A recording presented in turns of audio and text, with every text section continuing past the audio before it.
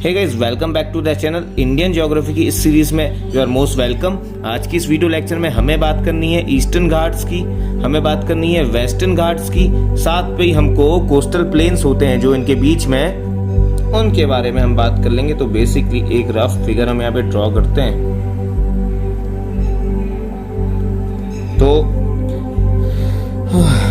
ये वाला जो एरिया है, पोर्शन, ये आपको मालूम है दिस इज वेस्टर्न घाट्स, और ये जिस पॉइंट पे आके मिलते हैं यहाँ पे से स्टार्ट होती है उड़ीसा वाले पोर्शन से ईस्टर्न घाट्स, ठीक है, महानदी रिवर के नीचे से, ओके। और ये जिस पॉइंट पे आके मिलते हैं यहाँ पे एक हिल पड़ती है, ठीक है, एक पहाड़ी पड़ती है, नीलगिरी हिल्स। तो ये नीलगिरी हिल्स इस ईस्टर्न घाट्स ये वाली, और ये वेस्टर्न घाट्स ये वाली, इसका मीटिंग पॉइंट है साउथ में, ठीक है। इसका एक्सटेंशन के बारे में भी बात करेंगे, सारी चर्चा करेंगे। फिर आप ये देख रहे हैं ये जो पोर्शन है, थोड़ा जूम कर लेते हैं इसको, कोई इश्यूज नहीं है। यहाँ पे ये वाला जो पोर्शन आपको दिख रहा है, दिस वन, ये क्या है कि वेस्टर्न घाट ये हो गया, वेस्टर्न घाट के इधर वाला पोर्शन, और इधर आपको पता है अरेबियन सी है, यहाँ पे बे ऑफ बंगाल है, ठीक, और नीचे इंडियन ओशियन है। इतनी चीज तो आपको मालूम होगी, तो मैं इतना तो मान के चलता हूं कि आपको ये सब मालूम है। सो ये जो आपको दिख रहा है इस वेस्टर्न कोस्ट के, वेस्टर्न घाट्स के वेस्ट तरफ और अरेबियन सी के ईस्ट तरफ, ईस्ट की तरफ, तो ये वाला जो सारा पोर्शन है ये कहलाता है हमारा वेस्टर्न कोस्ट, ठीक है। ये क्या कहलाता है? Western coast. और ये वाला जो सारा का सारा पोर्शन है ईस्टर्न घाट्स के इधर फर्दर ईस्ट में और बे ऑफ बंगाल के वेस्ट में, तो ये वाला सारा का सारा पोर्शन क्या है? ये हो जाएगा ईस्टर्न कोस्ट। तो कोस्टल प्लेन में हमें क्या देखना है? एक देखना है वेस्टर्न कोस्ट और दूसरा ईस्टर्न कोस्ट, ओके। और फिर जब हम इतनी सारी चीजें देख लेंगे तो फिर हम बाद में डिफरेंस करेंगे, क्या ईस्टर्न घाट्स और वेस्टर्न घाट्स के बीच में क्या क्या डिफरेंसेस हैं। एग्जाम पॉइंट ऑफ व्यू से ये भी काफी इंपॉर्टेंट है। और जितनी भी मैं आपको यहाँ पे माउंटेन्स बताने जाऊंगा तो सारी की सारी इंपॉर्टेंट्स है, कौन कौन सी नदियाँ यहाँ पर फ्लो होती हैं वो भी सारी इंपॉर्टेंट है। सो प्लीज़ ये पूरी की पूरी वीडियो ही इंपॉर्टेंट है, लास्ट तक जरूर देखिएगा। और प्लीज़ अगर आपको पसंद आए तो इस वीडियो को लाइक कर दीजिएगा, मेरे चैनल को सब्सक्राइब कर दीजिएगा जिन्होंने अभी तक नहीं किया, और इस वीडियो को अपने दोस्तों के संग शेयर कर दीजिएगा। सो पहले कुछ इंपॉर्टेंट चीज़ें आपको मैं बता देता हूँ, उसके बाद फिर इसको अच्छे से समझ भी लेंगे। शुरू करते हैं वेस्टर्न घाट से। सो इंडिया में हिमालयास के बाद second largest mountain range after Himalayas. बात करें इसके एक्सटेंशन की, इसकी विस्तार की, तो 2 पॉइंट्स में करेंगे। एक हो जाएगा नॉर्थ, एक हो जाएगा सदर्न पॉइंट। तो नॉर्थ में कहां से कहां तक विस्तार है इसका? नॉर्थ में कहां से स्टार्ट होती है वेस्टर्न घाट्स की ranges? River Tapi in north to south में क्या है? कन्याकुमारी देखा ना आपने तमिलनाडु में, तो वहां तक इसका विस्तार है, ठीक है। टोटल लेंथ इसकी 1600 किलोमीटर, 1600 किलोमीटर्स। अब स्टेट्स देख लीजिए कहां कहां से ये, कौन कौन से स्टेट में ये फैली हुई है। तो ये है गुजरात वाला रीजन, यहाँ पे तापी रिवर बहती है। तापी रिवर किसके नीचे बहती है? Tapi river flows beneath of Satpura range, ठीक है। यहाँ पे सतपुरा की पहाड़ियां हैं, सतपुरा के ऊपर नर्मदा नदी बहती है, नर्मदा के ऊपर कौन सी? विंध्या रेंजेस हैं, ठीक है। ये सारी चीजें आपको मालूम होंगी। तो ये जो है साउथ ऑफ तापी, यानी तापी से छूटते ही जो लगती है पहाड़ियां, उसे हम बोलते हैं वेस्टर्न घाट्स। तो आपको ये दिख रहा है, ये है गुजरात।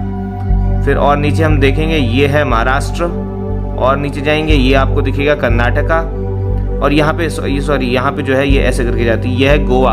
हाँ, गोवा से जाती है, ये कर्नाटक से जाती है, फिर नीचे केरला में एंटर हो जाती है, और लास्ट में ये तमिलनाडु में यहाँ पे ऐसे इसका विस्तार है तमिलनाडु तक, कन्याकुमारी तक, ठीक है। सो हम लिखेंगे the states from which western Ghats passes are Gujarat, Maharashtra, Maharashtra की बाउंड्री से टच होता है गोवा, गोवा के बाद कर्नाटका, केरला, तमिलनाडु, अब जो ये वाला पोर्शन आपको दिख रहा है, महाराष्ट्र में जो वेस्टर्न घाट्स है ना, इसको सह्याद्री नाम से भी जानते हैं। So in Maharashtra Western Ghats are also known as Sahyadri.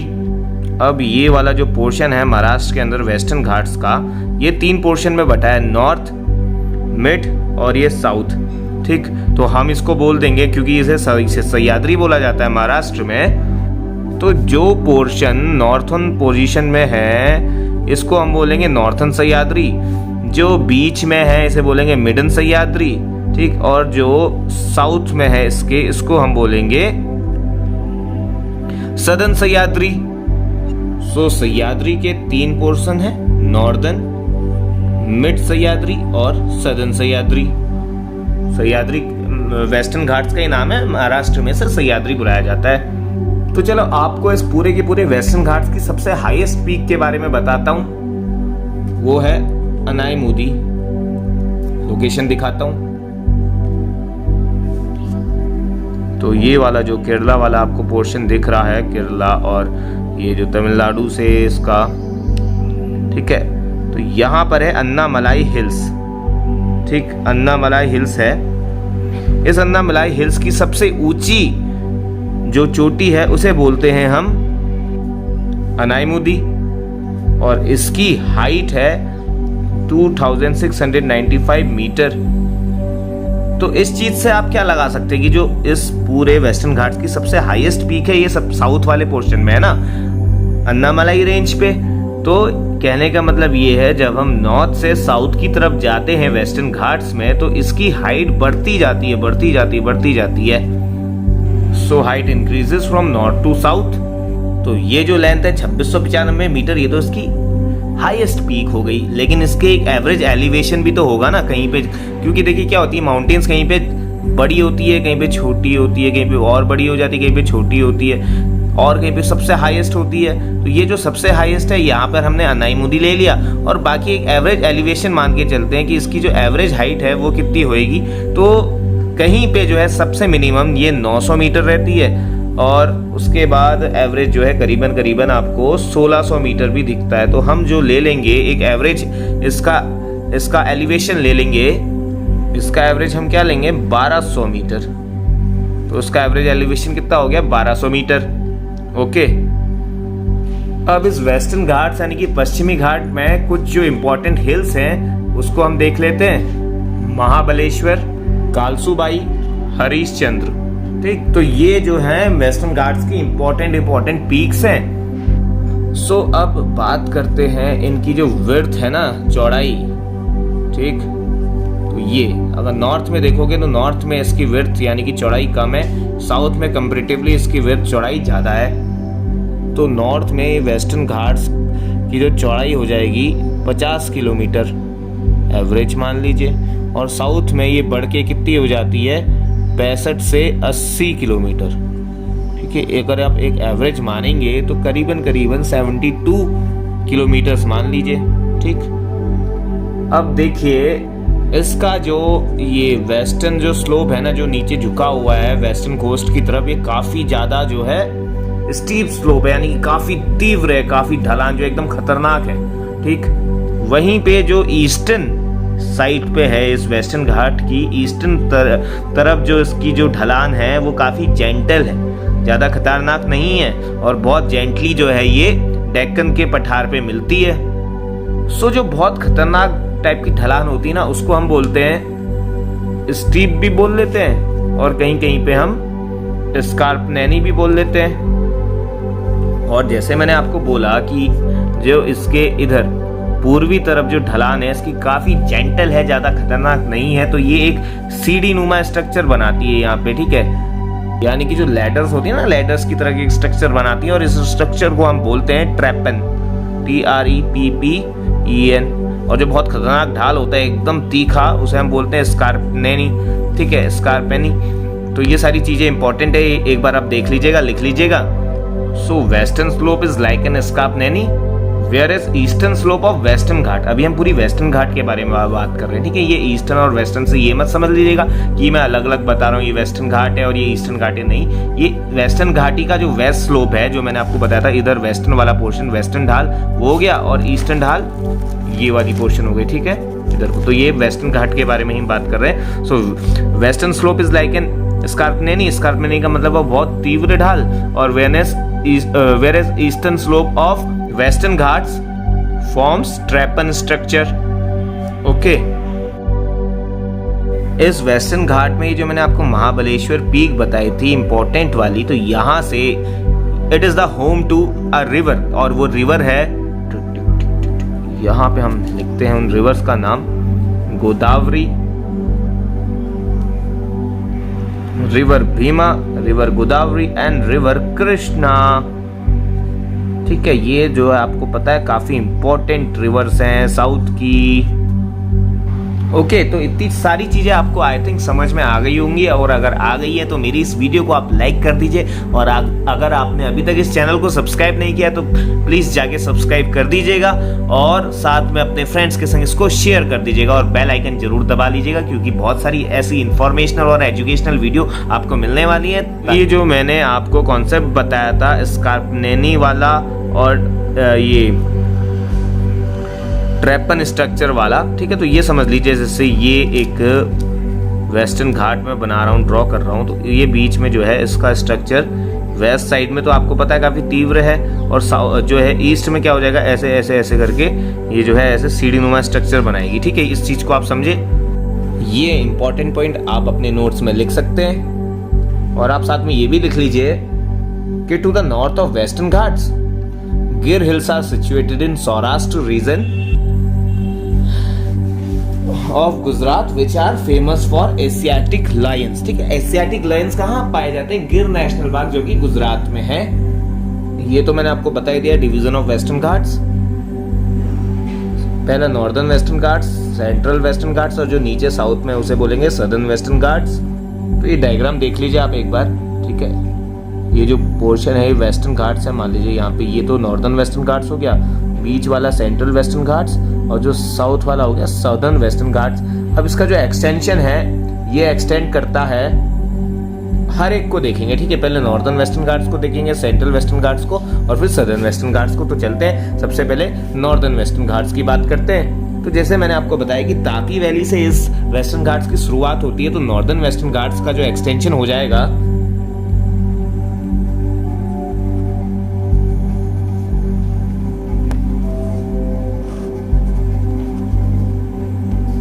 Tapi river valley to 16 degree north latitude.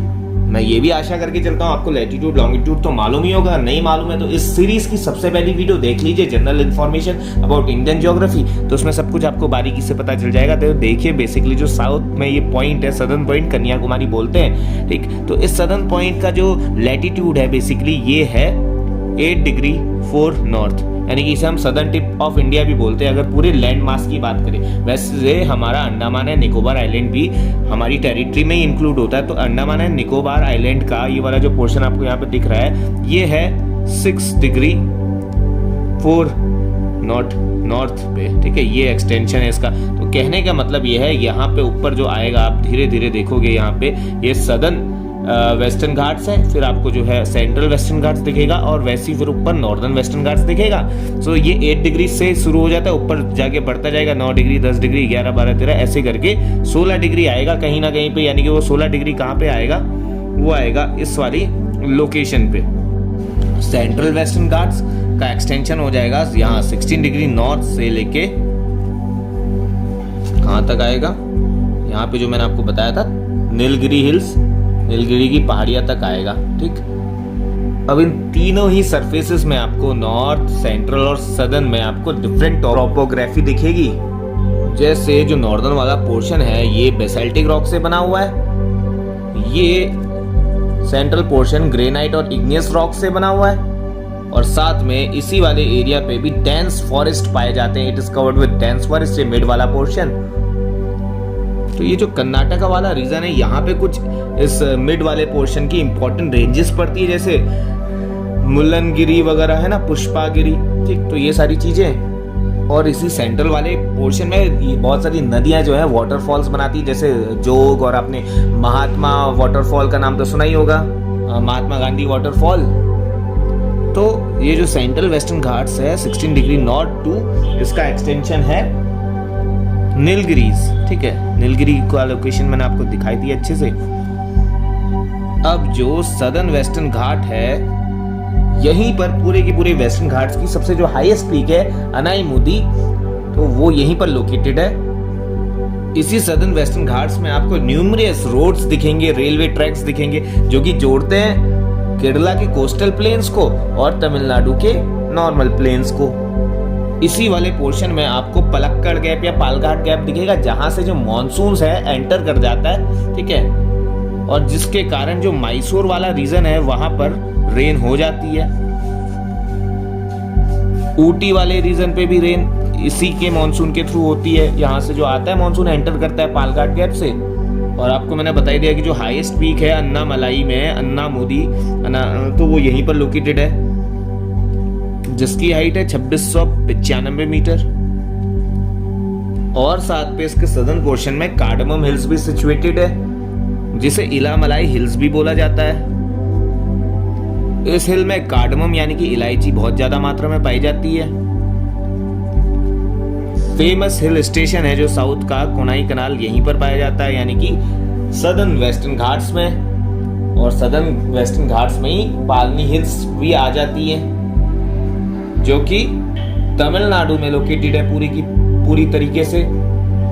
इस कार्डमम हिल्स की अगर बात करें तो इसकी हाईएस्ट पीक है अगस्त्यमलाई, और यहीं पर जो है एक अगस्त्यमलाई बायोस्फीयर रिजर्व भी है। इस कार्डमम हिल्स के साउथ में नागाकोइल हिल्स भी पाई जाती हैं, नागाकोइल, ठीक है, in the south of cardamom hills. So अब जल्दी से नॉर्दर्न वेस्टर्न घाट्स के बारे में इंपॉर्टेंट पॉइंट जो अभी तक मैंने आपको बताया वो लिख लेते हैं कि it is located between 16 degree north latitude and Tapi river valley. उसके बाद it is made up of basaltic lava rocks, ठीक है, basaltic lava cover, then it is highly rugged and dissected by rivers, it is covered with dense forest. ये जो है covered with dense forest, ये जो है सेंट्रल वेस्टर्न घाट्स है, ठीक है, तो इसको हम यहाँ पर लिख देंगे कवर्ड विद डेंस फॉरेस्ट। और इस नॉर्दर्न वेस्टर्न घाट्स की जो इंपॉर्टेंट पीक्स हैं सालहेर, महाबलेश्वर, हरिश्चंद्र, जिसकी ये जो हाइट है रिस्पेक्टिवली यहाँ पर दी हुई है। फिर सेंट्रल वेस्टर्न घाट्स में इसका एक्सटेंशन 60 डिग्री नॉर्थ लैटिट्यूड से नीलगिरी हिल्स। फिर it is made up of granite rocks and it is covered with dense forest. इसकी इंपॉर्टेंट पीक्स हो जाएगी वेयुलमाला, मुल्लायनगिरी, कुदेरमुख, पुष्पागिरी। हाइट इनकी रिस्पेक्टिवली हो जाएगी 2399 मीटर वेयुलमाला की, मुल्लायनगिरी की 1918 मीटर की, कुदेरमुख की 1892 मीटर और पुष्पागिरी 1714 मीटर। और ये जो चारों की चारी जो पीक्स हैं ये कर्नाटक स्टेट के अंदर आती हैं। ओके, अब देखिए इस वाले पोर्शन में जो नॉर्दर्न वेस्टर्न घाट्स में आपको बता रहा था, इसमें एक इंपॉर्टेंट चीज मैं आपको बताना भूल गया, वो ये कि जो महाबलेश्वर पीक है यहाँ से कृष्णा रिवर का ओरिजिन होता है। और साथ में आप ये भी लिख लीजिएगा यहाँ की जो इंपॉर्टेंट पासेस हैं, यानी कि ये नॉर्दर्न वेस्टर्न घाट के थाल घाट और पाल घाट हैं। ये जो थाल घाट है it connects Mumbai and Nashik. Okay, यानी कि मुंबई जो है वेस्टर्न साइड पे है वेस्टर्न घाट के, और नासिक जो है ईस्टर्न साइड पे। तो इन दोनों का जो पैसेज है ये है, इसको कहलाता है थाल घाट। वहीं पे पाल घाट जो है, जिसे हम दर्रा बोलते हैं बेसिकली पास को, तिब्बत वाले पोर्शन में इनको ला बोलते हैं, लास्ट में नाथुला ऐसे करके सिपकिला, तो यहाँ पे इनको क्या बोलते हैं, घाट्स बोलते हैं, थाल घाट, पाल घाट। और ये दोनों जो घाट्स हैं, यानी कि दोनों पासेस जो हैं, ये कौन से वेस्टर्न घाट्स के सबसे नॉर्थ वाले पोर्शन में है, यानी कि नॉर्दर्न वेस्टर्न घाट्स में। सॉरी, एक मिस्टेक हुई, पाल घाट नहीं, पाल घाट तो आपका सबसे साउथ वाले पोर्शन में देखने को मिलेगा, ये है भोर घाट। ओके, तो जो भोर घाट है it connects Mumbai and Pune, ठीक है, ये थोड़ा अच्छे से देख लेना है अगर समझ में आए। भोर है BHOR, भोर घाट कनेक्ट्स मुंबई एंड पुणे। तो ये दो इंपॉर्टेंट पासेस हो गए इस नॉर्दर्न वेस्टर्न घाट्स के। अब इन पासेस का बेसिकली क्या इंपॉर्टेंट रोल है, वो ये कि these passes provide railway and road passage between coastal plain in west, यानी कि जो वेस्ट में वेस्टर्न घाट्स के जो वेस्ट में वेस्टर्न घाट्स, इसके वेस्ट में क्या है, कोस्टल प्लेन्स है, ठीक है, और यहाँ से ये पैसेज प्रोवाइड करता है बेसिकली थाल घाट और भोर घाट, कहाँ पे, जो दक्कन प्लेट्यू में है, दक्कन के पठार में है, यानी कि एक पैसेज प्रोवाइड करता है कोस्टल प्लेन से दक्कन प्लेट्यू में आने के लिए।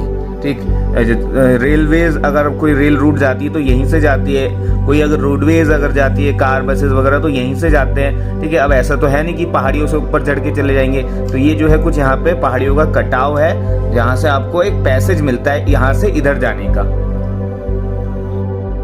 तो इसको आप लिख लेंगे। ठीक है, एंड ये जो है एक्सटेंडेड है कहाँ, अप टू गोवा।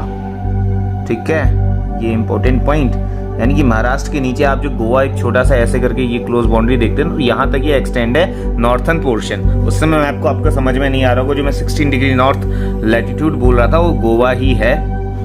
तो ये तो जो है सारी इंफॉर्मेशन मैंने आपको प्रोवाइड कर दी है नॉर्थन वेस्टर्न घाट्स की। तो अब जल्दी से जो है बात कर लेंगे सेंट्रल वेस्टर्न घाट्स की।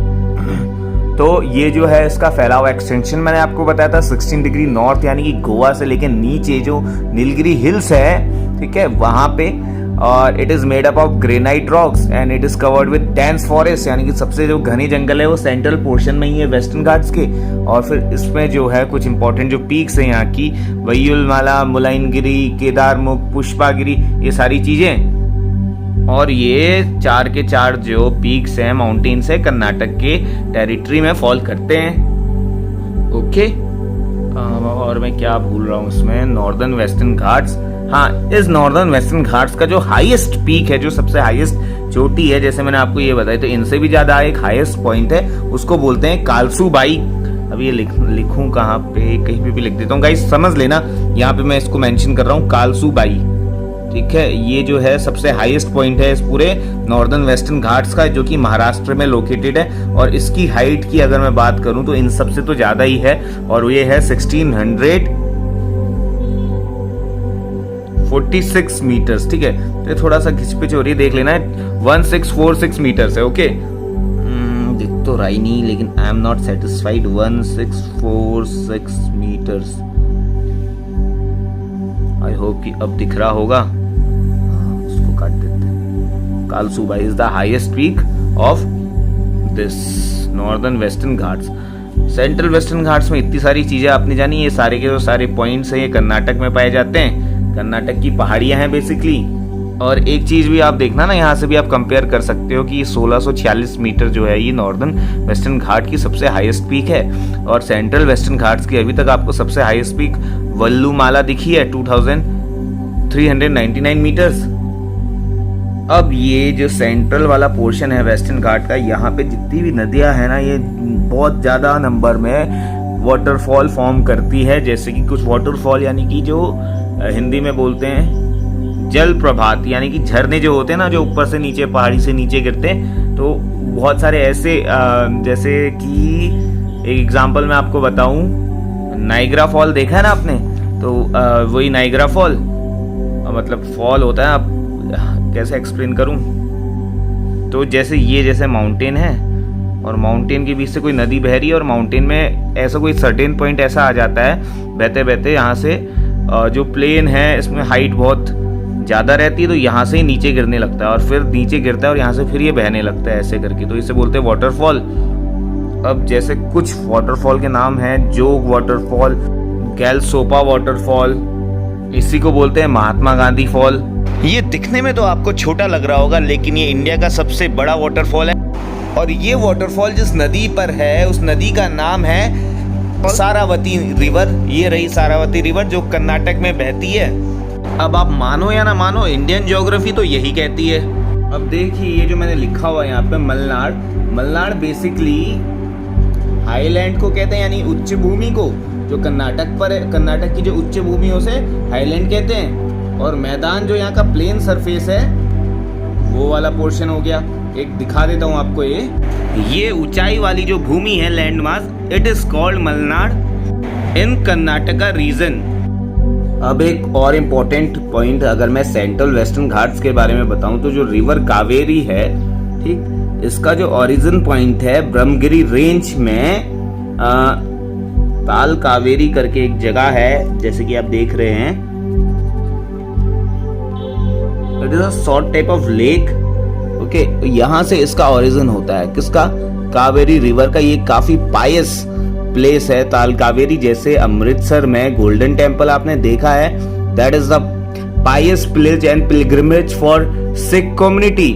ठीक, तो वैसे ही रिवर कावेरी का जो ओरिजिन पॉइंट है ताल Kaveri, it is also a pilgrimage place. यहाँ पे लोग आके स्नान करते हैं। तो अब जल्दी से सदर्न वेस्टर्न घाट्स के बारे में इंफॉर्मेशन हम यहाँ पे कलेक्ट कर लेते हैं। So it is separated by Palghat, जिसको हम पलक्कड़ घाट नाम से भी जानते हैं। और ऐसा इसलिए क्योंकि ये जो पाल घाट गैप है, ये जो पाल घाट है बेसिकली, ये मैं आपको बताया कि जो सदर्न वेस्टर्न घाट्स है, ठीक है, ये मान लीजिए सदर्न वेस्टर्न घाट है, ठीक है। तो यहाँ से बीच में मान लीजिए माउंटेन रेंजेस खत्म हुई, सेंट्रल वाली सेंट्रल वेस्टर्न घाट, और यहाँ से सदर्न वेस्टर्न घाट शुरू हुई। तो इसके और सेंट्रल वेस्टर्न घाट और सदर्न वेस्टर्न घाट को जो अलग करती है वो गैप है पाल घाट गैप। अब इसके इस तरफ यानी कि इधर है केरला और इधर है तमिलनाडु, ठीक है, यानी कि केरला को तमिलनाडु से कनेक्ट करती है। और वो भी स्पेशली कौन सा पोर्शन केरला का? केरला में एक जगह है पलक्कड़, इसको ये कनेक्ट करती है तमिलनाडु के कोयम्बटूर से। आई होप कि इतनी सारी चीजें आपको तो समझ में आ रही होगी, और अगर अभी तक सारी की सारी चीजें आपके जहन में उतरी हैं, आपके दिलो दिमाग में बैठ गई हैं, तो प्लीज जानते वक्त मेरी इस वीडियो को जो है आप सब्सक्राइब कर दीजिए जिन्होंने अभी तक नहीं किया है, और इस वीडियो को साथ में आप लाइक भी कर दीजिए और बेल आइकन प्रेस करना ना भूलिएगा, और जितना हो सके उतना इसको आप शेयर कर दीजिए अपने फ्रेंड्स के संग। तो जैसे कि मैंने ऊपर बताया था आपको, जो सेंट्रल वेस्टर्न घाट है उसका एक्सटेंशन मैंने आपको बताया था 16 डिग्री नॉर्थ से लेके यह एक्सटेंड था कहाँ तक? नीलगिरी हिल्स तक, ठीक है, यानी कि नीलगिरी तक था उसका एक्सटेंशन सेंट्रल वेस्टर्न घाट्स का, ठीक है। सो ये जो अपना है अभी सदर्न वेस्टर्न घाट, तो इसका एक्सटेंशन हो जाएगा इस नीलगिरी से, नीलगिरी टू साउथ, जो एक्सट्रीम साउथ है, ठीक है, वहां तक। यानी कि इसमें शामिल हो जाएंगी श्रेणियां, कुछ पार्ट ऑफ नीलगिरी और अन्नामलाई जो कि साउथ की सबसे हाईएस्ट पीक है, जहां पर पूरे पेनिनसुलर इंडिया की, ठीक है, सबसे हाईएस्ट पीक यही अन्नामलाई रेंज पर है, और इसमें भी पर्टिकुलरली अनाईमुदी पर, ठीक है। और इसकी जो हाइट है अनाईमुदी की, ये है 2697 मीटर, 97, 95, ठीक है। तो ये 2-1 मीटर का फर्क तो चलता रहता है। आप जो है ज्यादा प्रेफर इस वाले को कर सकते हैं, कहीं कहीं पर 2697 मीटर भी इसकी हाइट दी है अन्नामलाई में, जो अनाईमुदी पीक है वहां की। और ये पूरे साउथ इंडिया की, पूरे पेनिनसुलर इंडिया की सबसे हाईएस्ट पीक है। तो चलिए फिगर के थ्रू समझते हैं। ये हमने बनाया गुजरात वाला पोर्शन, और ये हमने इधर को बना दिया। हमें अभी वेस्टर्न घाट्स की हम चर्चा कर रहे हैं, तो हम ये वाला पॉइंट ले लेते हैं। ओके, ठीक। तो ये वाला जो आपको पोर्शन दिख रहा है, ये है बेसिकली नीलगिरी। अगर मैं इसे थोड़ा बड़े में बना दूं, इतना पोर्शन हम यहाँ पे ले लेते हैं, ये वाला यहाँ पे हमने लिया, तो ये है बेसिकली ऐसे आपको देखने के लिए मिलेंगी। यहाँ पे जो पॉइंट है ट्राई जंक्शन है, बेसिकली यहाँ पे नीलगिरी भी मिलती है, और इधर यानी कि बेसिकली यहाँ पे वेस्टर्न घाट, इधर से आती है ईस्टर्न घाट, तो ये ट्राई जंक्शन है, ये आपस में मिलती है यहाँ पे। नीलगिरी के भी आप फर्दर साउथ में जाओगे ना, मैंने आपको बोला था ये जो वेस्टर्न घाट है एक्सटेंड होती है नीचे तक, तो ऐसे करके जो है आप जाओगे तो वेस्टर्न घाट में एक पोर्शन मिलेगा आपको जो है अन्नामलाई, ठीक है। तो अन्नामलाई यहीं पर है, नीलगिरी के भी साउथ में है, और इसकी जो सबसे हाईएस्ट पीक है वो है अनाईमुदी, ये जो मैंने आपको बताई थी।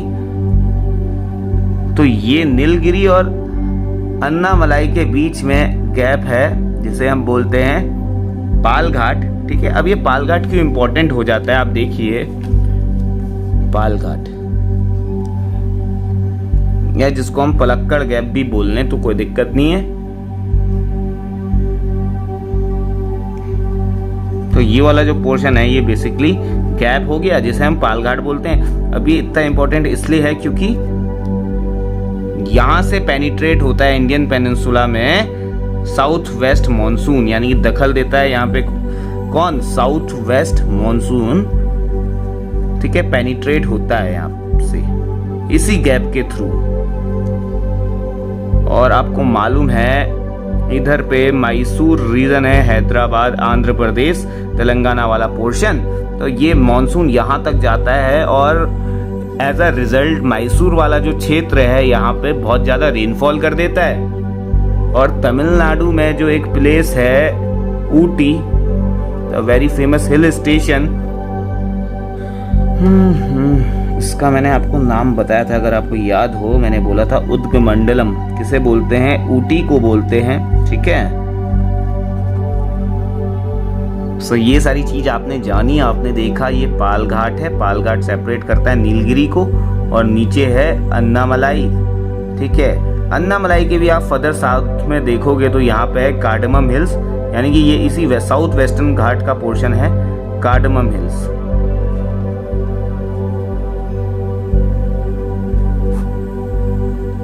And by the name itself you can suggest, you can guess कि ये कार्डमम हिल्स जो हैं काई के लिए फेमस होंगी, इलायची के लिए। कार्डमम को इलायची तो बोलते हैं। अब ये पाल घाट की इंपॉर्टेंस मैंने आपको बताई थी ना, कि जो साउथ वेस्ट मानसून है ये पेनिट्रेट करता है इंडियन पेनिनसुला में और कहाँ तक पहुँचता है, मैसूर वाले रीजन पर, ठीक है, और ऊटी वाले रीजन पर यहाँ पे ये हैवी रेनफॉल करवा देता है। तो सोचो अगर यहाँ पे पाल घाट नहीं होता, ये पूरी की पूरी जो माउंटेन रेंज है वेस्टर्न घाट वाली, ये पूरी की पूरी एकदम कंटिन्यूस रहती, ठीक है। वैसे कंटिन्यूस है ये इन कंपैरिजन टू ईस्टर्न घाट, लेकिन फिर भी छोटे छोटे आपको गैप देखने के लिए मिल जाते हैं। अगर ये नहीं होता तो यहाँ पे रेनफॉल नहीं होती, तो ये जो मानसून है कहाँ से फिर पेनिट्रेट करता, थोड़ा ऊपर जाने की कोशिश करता। हो सकता है कि यहाँ पे आपको पता है सबसे हाईएस्ट पीक भी है, ठीक है, नीलगिरी, और नीचे अन्नामलाई, अन्नाईमुदी पे, और यहीं से थोड़ा ऊपर जाता है यहाँ पे जो आपको मैंने बताया था महाराष्ट्र वाले रीजन पे कि कौन से घाट,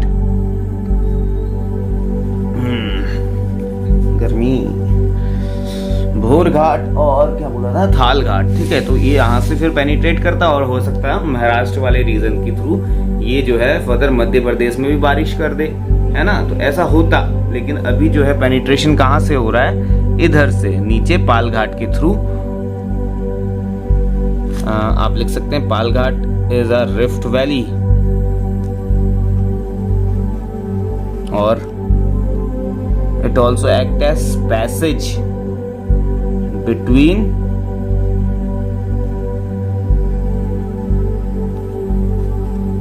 TN तमिलनाडु एंड केरला, ठीक।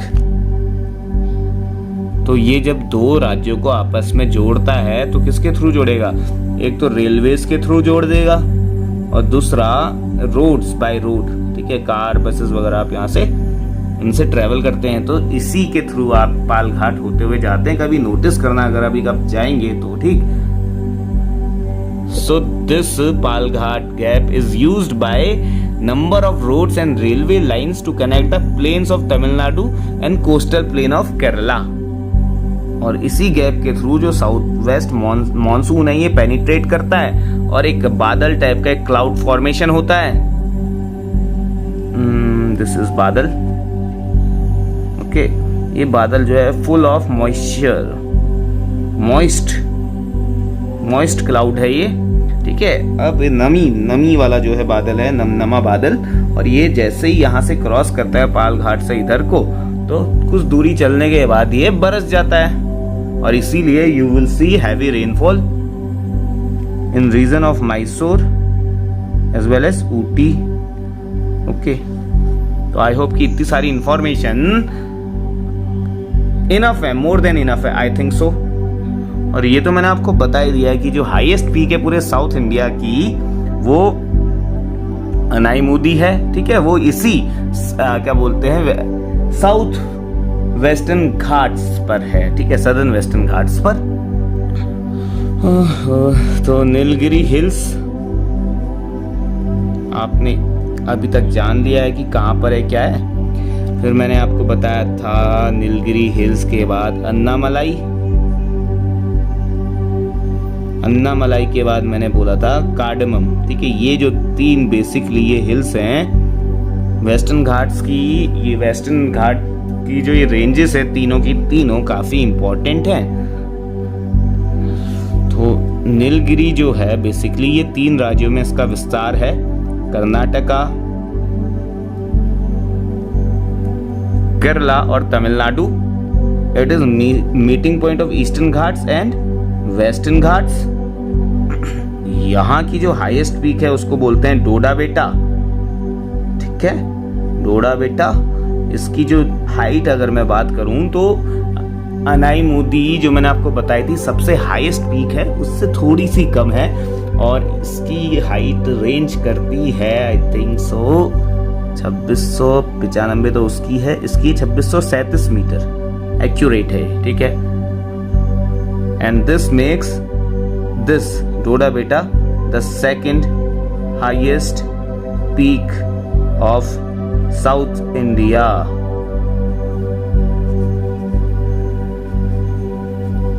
ओके, तो मैंने आपको समझाया था कि साउथ इंडिया बेसिकली लगता कहाँ से, आपने देखा तापी रिवर जो वैली है वहां से नीचे सतपुरा रेंजेस से नीचे वाला सारा पोर्शन साउथ इंडिया, ओके, या फिर पेनिनसुलर इंडिया, क्योंकि ये तीनों साइड से पानी से घिरा हुआ है। अब क्योंकि मैंने ये बोला ये जो विस्तार है इसका नीलगिरीज का 3 राज्यों में है, कर्नाटक, केरला, तमिलनाडु, लेकिन ये जो डोडा बेटा है ये कहाँ पर है, तमिलनाडु पे है, ठीक। एक और इम्पोर्टेंट पीक मैं यहाँ पे आपको बता दूं, मैक्यूर्ती, ठीक है, इसकी हाइट भी 2500 मीटर के आसपास है, 2554 मीटर, हाँ।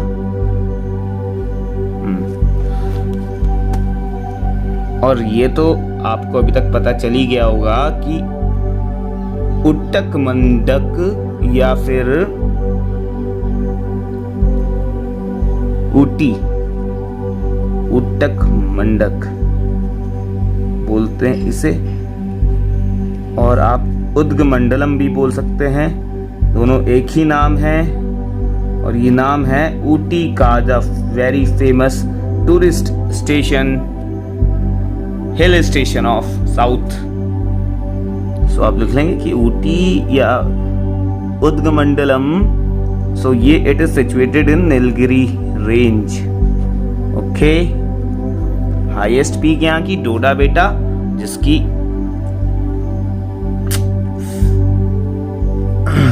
लेंथ हाइट जो है 2637 मीटर। ओह गॉड, इतनी जानकारी, इतनी इंफॉर्मेशन लेने के बाद अब चलते हैं अन्नामलाई रेंज पर, ठीक। ये जो है नीलगिरी के साउथ में दिखेगी आपको, थोड़ा सा और नीचे। इसका विस्तार सिर्फ 2 राज्यों में है, कर्नाटक में नहीं आती है ये आती है केरला और तमिलनाडु।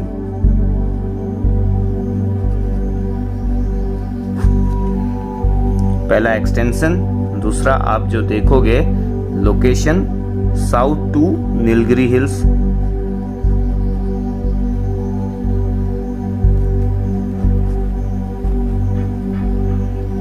यहां पर टीक यानी कि सागुन, ठीक, सागुन के वन यानी कि teak forest are found here, okay. Anaimudi is the highest peak of this range, Annamalai range. तो गाइस ये एक बार फिर से गिर गया, यहाँ से लूज हो गया थोड़ा सा, तो चलिए कोई नहीं। तो मैं बता रहा था अनाईमुदी जो है इस अन्नामलाई की हाईएस्ट पीक है, ठीक है, ओके। अनाईमुदी जिसकी हाइट मैं आपको ऑलरेडी बता चुका हूँ, 2695 मीटर, ओके। हिल रहा होगा गाइस तो एडजस्ट कर लीजिएगा, कोई इश्यू नहीं है। अब फोकस यहाँ पर कीजिए, देखिए ये मान लीजिए अन्नामलाई हिल्स, ठीक है। यहाँ पे आपको पता है तमिलनाडु वाले पोर्शन पे पालनी हिल्स है, ओके, और फिर नीचे आपको पता ही है यहाँ पे कार्डमम हिल्स है, ठीक है। तो ये जो है एक नॉट टाइप का बन जाता है ऐसे करके, या फिर ऐसे करके, है ना। यानी कि यहाँ पे 3 जो पर्वत रेंजेस मिलती हैं, है ना। तो ये कहाँ पे मिलती है? अनाईमुदी पर, अन्नामलाई, ठीक।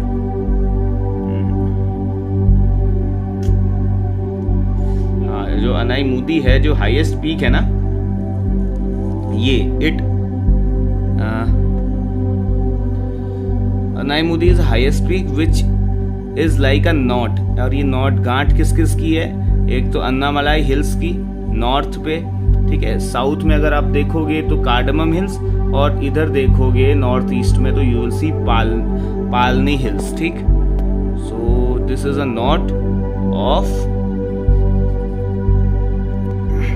Annamalai hills in north, Palani hills in इधर, इसे क्या बोल देंगे? इस वाले को नॉर्थ ईस्ट, ठीक है। नॉर्थ और ईस्ट, नॉर्थ ईस्ट में पालनी हिल्स और साउथ में जो है कार्डमम हिल्स।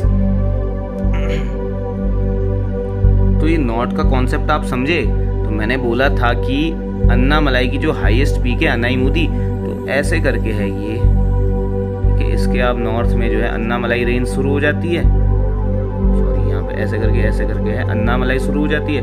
इधर जो है पालनी हिल्स शुरू हो जाती है, और इसके इधर साउथ में आप देखोगे तो कार्डमम हिल्स शुरू हो जाती है। तो इसलिए जो ये गांठ टाइप की बन रही है, दिख रहा है आपको? ये क्या है? अनाईमुदी, ठीक है। 2695 मीटर जिसकी हाइट है, ठीक है। 2695, यस, ठीक है। Anaimudi, okay. It act as a knot of these 3 hills, Anaimudi hills, Annamalai hills, Palani hills और कार्डमम हिल्स, ओके। अब जल्दी से कार्डमम हिल्स के बारे में थोड़ा सा जानकारी जान लेते हैं। So it is also known as Elamalai hills and it is extended in Tamil Nadu and Kerala, southernmost hill range of Western Ghats। और आप पेनिनसुलर इंडिया भी लिख सकते हैं। दोस्तों क्षमा चाहता हूँ राइटिंग के लिए, so sad for date, but information is crucial as per I think. Famous for cultivation of cardamom, यानी कि इलायची, ओके। इतनी सारी इंपॉर्टेंट चीजें जान ली है कार्डमम हिल्स के बारे में। अब जो है पालनी हिल्स, ओके। पालनी हिल्स को हम कार्डमम हिल्स के साथ ही मर्ज कर देंगे, क्योंकि पालनी हिल्स पर एक फेमस हिल स्टेशन है कोडाईकनाल, ओके। लोकेशन देख लीजिए कोडाईकनाल की। ये है Palani hills which are completely in Tamil Nadu. ये है कार्डमम हिल्स, ठीक है। कार्डमम हिल्स का और ये जो पालनी हिल्स है, पालनी हिल्स का जो सदर्न पोर्शन है, ठीक है। इसके साउथ में आपको दिखेगा एक प्लेस कोडाईकनाल, यानी कि इसके सदर्न एंड पर पालनी हिल्स के, और ये यहाँ पे कार्डमम हिल्स तो है ही, ठीक है। तो यहाँ पर एक प्लेस लोकेटेड है which is called Kodaikanal, which is very famous like Udhagamandalam या ऊटी, ठीक है। तो वैसे ही कोडाईकनाल भी है एक हिल स्टेशन साउथ का, एक्सट्रीम साउथ का। अब क्या कहते हैं कि ये कार्डमम हिल्स की जो सबसे हाईएस्ट पीक है ना गाइज, क्या लगता है आपको? डोडा बेटा जो सेकंड हाईएस्ट पीक है, अनाईमुदी जो सबसे हाईएस्ट पीक है, उनसे तो छोटी होगी ना। तो हिल स्टेशन का नाम, सॉरी, हाईएस्ट पीक जो है Agasthyamalai, okay. So this Agasthyamalai is highest peak of cardamom hills.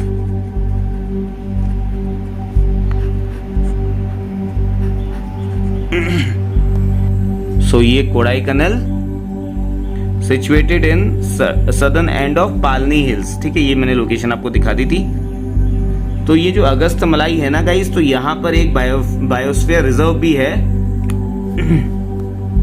It is a biosphere reserve, okay. अब एक्सट्रीम साउथ में आप देखोगे ना, एकदम कार्डमम हिल्स के भी नीचे एक पहाड़ी और आती है, उसको बोलते हैं Nagercoil hills, situated in south of Cardamom Hills, okay. अब एक सबसे ज्यादा इंपॉर्टेंट चीज ये लास्ट में आपको दिखाने जा रहा हूं कि Western Ghats are continuous and it can be pass through passes only, ठीक है, क्योंकि वेस्ट ईस्टर्न घाट्स में आप देखोगे तो रिवर ने खुद ही इरोजन कर रखा, वहाँ पे पासेस की जरूरत पड़ती नहीं है, लेकिन यहाँ पे पासेस की जरूरत पड़ती है वेस्टर्न घाट्स के वेस्ट और ईस्ट को कनेक्ट करने के लिए। और ऐसी कुछ इंपॉर्टेंट पासेस मैं आपको बता रहा हूँ, मैंने आपको पहले भी बताया था, एक बार और मैं बता देता हूँ, रिवाइज हो जाएगा। थाल घाट मैंने आपको बता चुका हूँ, भोर घाट बता चुका हूँ, पाल घाट बता चुका हूँ, एक और है सेनकोटा गैप, ठीक। अब जल्दी से बात कर लेते हैं इनके कनेक्शन की, कौन सा घाट किसको कनेक्ट करता है, किन किन को कनेक्ट करता है, ठीक है। सबसे पहले थाल घाट देखेंगे, मैंने बताया था मुंबई से नासिक,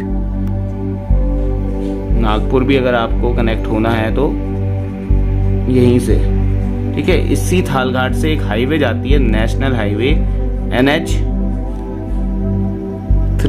तो अगर आपसे पूछ लिया जाए नेशनल हाईवे 3 कहाँ से किस और किसको कनेक्ट करती है, तो ईस्ट वेस्ट में तो बॉम्बे और ईस्ट में कलकत्ता, बॉम्बे टू कलकत्ता। NH3 का रिलेशन किससे है, बॉम्बे टू कलकत्ता, M2C, ये आप समझ जाइएगा, C for Calcutta, M2 Mumbai, okay, ठीक है। तो मुंबई, नासिक, नागपुर, कलकत्ता को जो रोड जाती है वो थाल घाट से होते हुए जाती है नेशनल हाईवे 3।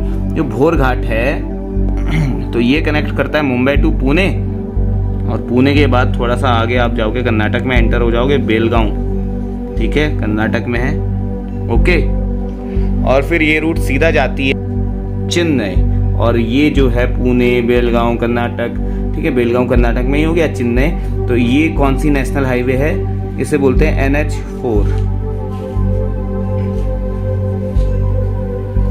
तो ये कनेक्ट करती है बॉम्बे टू चेन्नई। फिर ये जो पालघाट मैंने आपको बताया था, ये basically it is situated between Nilgiri and नीचे क्या है, अन्नामलाई हिल्स, और ये कोचिन और कोयम्बटूर को कनेक्ट करती है, ठीक है, कोचिन टू कोयम्बटूर। कोचिन का है केरला, कोयम्बटूर TN यानी कि तमिलनाडु, और ये नेशनल हाईवे है 47, ओके। फिर जो इंपॉर्टेंट है लास्ट, सेनकोटा गैप मैंने बताया था, सेनकोटा दर्रा, इस सेनकोट गैप का रिलेशन है NH49 से, जो कि कनेक्ट करती है त्रिवेंद्रम को मदुरई से। त्रिवेंद्रम आपको पता है तिरुवनंतपुरम केरला, और मदुरई इन चेन्नई। ये देख लीजिए एक बार map, national highway 47, national highway 49, ठीक, नेशनल हाईवे 4, नेशनल हाईवे 3, ठीक है। तो इतनी सारी जानकारी I think is more than enough.